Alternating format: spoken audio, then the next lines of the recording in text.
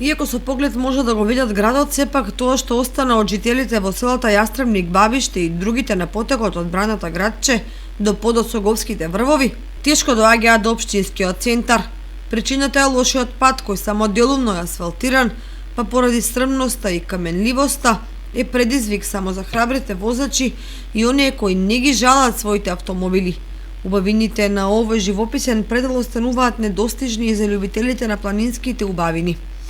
Токму нерешената патна инфраструктура низ годините наназад ги принудило овдешните жители да се селат од градот и на другите страни, поради што само во по некоја од селските куќарки зиме чадат оджаци, а лете ќе се слушне по некој глас. Уште полошо е што во 2-3 куќи во кои има живот, останале само повозрастни мажи кои главно се занимаваат со сточарство. Нема 3 куќи сме тука. Друг комшија имам, што ме Алексо. Тој со кој живее тука? Сам е. И он е сам. Сам 50. Има живота, ама народ се избегае, сели се, вода нема, стоката да пие вода. Болест се јави на водата, болест, жолника болат, не бива, кашо доктори доаѓаат, ги изгледа водата, нешто не бива. А од каде пијат вода? Тука стоката пие вода, нема вода. Маче ми стоката, нема вода. Од што живеете ви? Па те нешто дават селка, нешто ни дават така помош, така, со тоа се живи.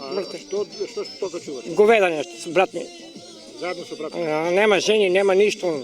Учество немаме да се ожениме. Нема тука, никој не доаѓа.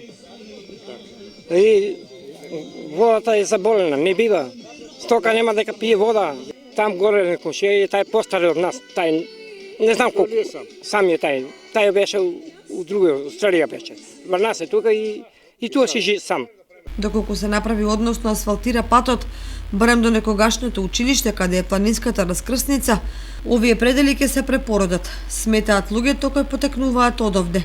Многумина ќе се вратат да ги обноват старите огништа и да ги обработат нивите. До тука, до школото да биде асфалтиран, ќе имаме многу повеќе луѓе тука да се собираат и ќе ни служи и за другите села. Проблем за тие што останале е и водата, бидејќи пластичните доводи се уништени, па луѓето мора да носат туби и шишиња на раце и по неколку стотини метри, а добитокот да го тераат на поила кои се уште подалеку.